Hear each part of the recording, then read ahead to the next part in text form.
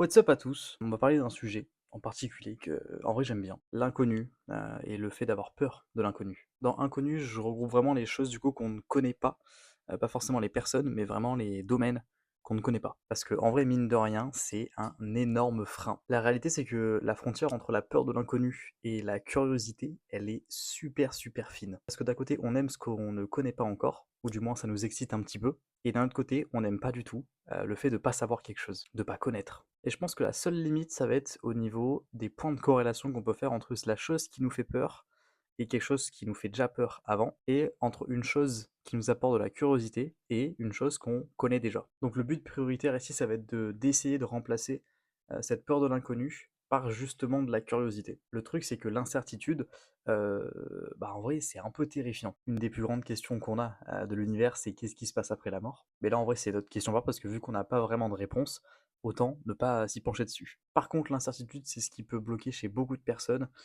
dans la réussite de beaucoup de choses. C'est tout con, mais l'entrepreneuriat, c'est compliqué pour la simple et bonne raison que on peut bosser dur comme fer, jour après jour, après jour, après jour, après jour, après jour, après jour, sans être forcément certain qu'un jour ce travail va payer. Je vous rassure, il paiera, mais la graine que tu as plantée hier ne va pas forcément germer aujourd'hui. J'aime bien partir du principe que dès qu'on commence quelque chose, surtout qu'on entreprend quelque chose, on n'aura aucun résultat pendant les 6 prochains mois. Parce qu'au moins, ça donne un petit peu de clarté du fait que, ok, pendant 6 mois, je n'aurai rien de, de physique, de palpable. Mais au bout de ces 6 mois-là, donc ça veut dire que si je tiens ces 6 mois-là, je vais commencer à avoir quelque chose de palpable. Et en fait, ça permet de donner un but à quelque chose qu'on ne connaît pas forcément encore. Parce qu'en vrai, le plus gros problème chez beaucoup de personnes, c'est le fait qu'on stagne ou qu'on n'avance plus parce qu'on ne sait pas vraiment où est-ce qu'on doit aller maintenant. C'est rare dans l'éducation qu'on nous apprenne à avancer avec incertitude, mais c'est une compétence à développer complètement parce qu'il y a beaucoup de choses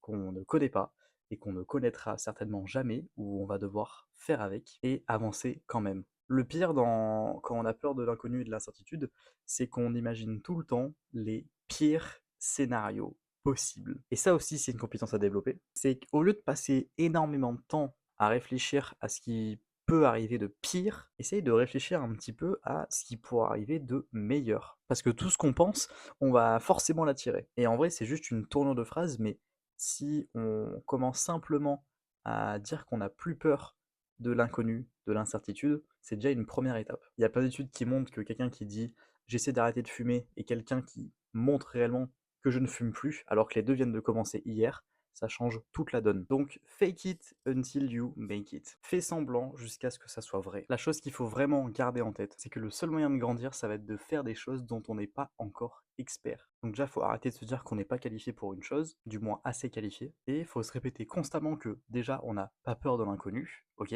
mais surtout, on doit se répéter en nous-mêmes qu'on est un être curieux. C'est dans notre nature d'être curieux. Et donc l'incertitude, c'est une bénédiction, parce que maintenant, on pense positif, et donc on commence à se faire des schémas qui vont être le meilleur truc possible. Donc faut switcher de j'avance plus parce que je ne sais plus où aller, mais je vais continuer d'avancer justement parce que je ne sais pas où je vais. Et j'espère que ça peut vous aider. En tout cas, je comprends que c'est une des plus grandes peurs et peut-être que je vais faire une vidéo sur comment arrêter d'avoir peur finalement, parce qu'il y a énormément de peurs qu'on devrait traiter. En tout cas, on se revoit très bientôt pour un prochain épisode et pour une nouvelle vidéo. Sur ce, prenez soin de vous.